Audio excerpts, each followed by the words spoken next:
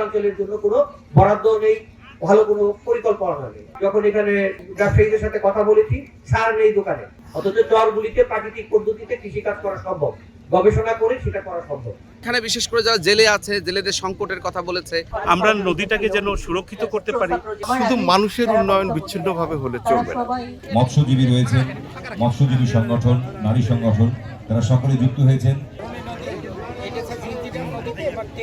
আমরা প্রকল্প গ্রহণ করে থাকি, হয়তো কিছু সুনির্দিষ্ট কর্মকাণ্ড আমরা বাস্তবায়ন করি, কিন্তু সেই প্রকল্প থেকে কিছু দিক নির্দেশনা তৈরি হয়, সেই প্রকল্প থেকে কিছু নেতৃত্ব তৈরি হয়, যে দিক নির্দেশনা এবং নেতৃত্বগুলো কিন্তু পরবর্তীতে এই সমস্যা সমাধানের জন্য একটা জোরালো ভূমিকা রাখতে পারে, এবং সেটাই কিন্তু এই প্রকল্পের সার্থকতা।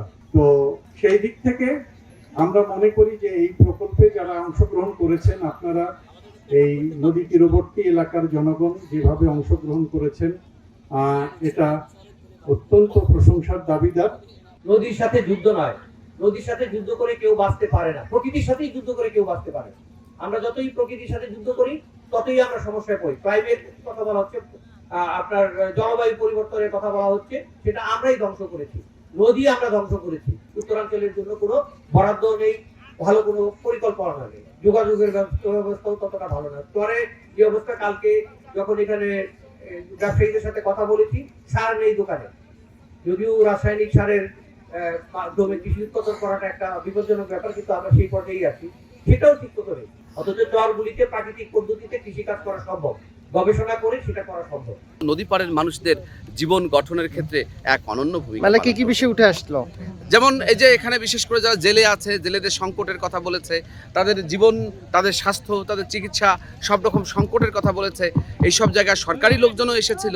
সবাই এই সমস্ত চিন্তা চেতনার বিনিময়ের ভিতর দিয়েও আসলে আমরা একটা সুন্দর পথে হাঁটতে পারি। আমরা নদীটাকে যেন সুরক্ষিত করতে পারি, এবং নদীটাকে সুরক্ষিত করে আমরা কিভাবে নদীর সাথে তাল মিলিয়ে বসবাস করতে পারি, এই জায়গাতে আমাদের সবাইকে কাজ করতে হবে। শুধু মানুষের উন্নয়ন বিচ্ছিন্নভাবে হলে চলবে না।